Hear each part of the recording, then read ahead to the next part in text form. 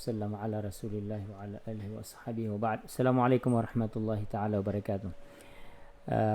Mga luksami mga pagriyami sandakan suka lilinta da suka pipiagino makampata iya ura saging iya pemagpadaan tanu punto sentanu si saging iya maulad da bandingan bakal kalo na padatan ron ang makasabot. Sukatiru Allah, a'udhu billahi minasyaitanir rajim.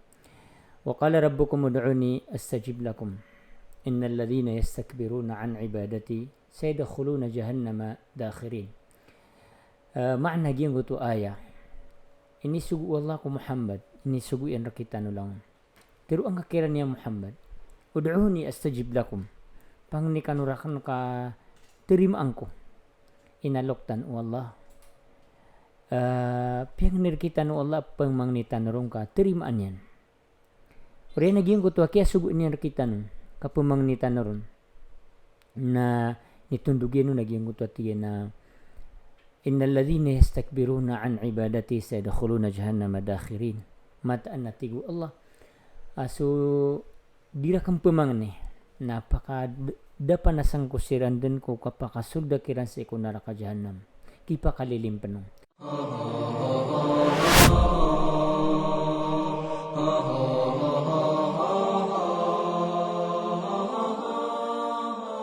Tanudan tanu mga pagriya, mga bagsakan, mga luksan, mga pagriya kan na nguto aya ka mga muslim to agim ko to inimbitera iwallah wa qala rabbukum ud'uni astajib lakum.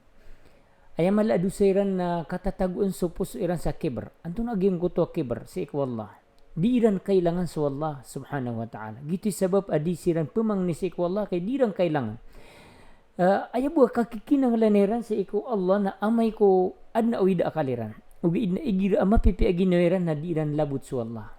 Aya kap kendurian. Aya kap pemang niya na amay ka matagusi sa giyang kutua masimpit abetad nagu masikot akapagintaw nagito pa nakapalad niyan sa Allah. Dataros so kaya pamangniw Firaun kagya ko kulad kagya ko malad si kuragat miyagdan na paliw sunyawan niya na nakiyata daman niyan sa Allah na pamangniron datarima Allah ay bu inisbagun Allah na alana wa qad asait aw iman to pan kakagi ang miya kang beradusa na iman to kapan pakatanud mga pagariya kailangan tanu sa doa kailangan tanu supang ni si ko uman din gawi ay pinakamapya na igira ama pipi agino tanu na etano kapamang ni si ko wala kana ubo amay kasi tanu mapapadalam si saging kutua kanget na ugyang kutua awid akal udina namyagdam ka na nga kaya palada si ko wala ay tirimaan apang ni na si kung masa akapipi agino tanu kakagigito na mapipi agino tanu na mapya kapakapagikhlas tanu si ko wala panirakan si ko wala mabalita no mga tarang ni si ko wala subhanahu wa ta'ala.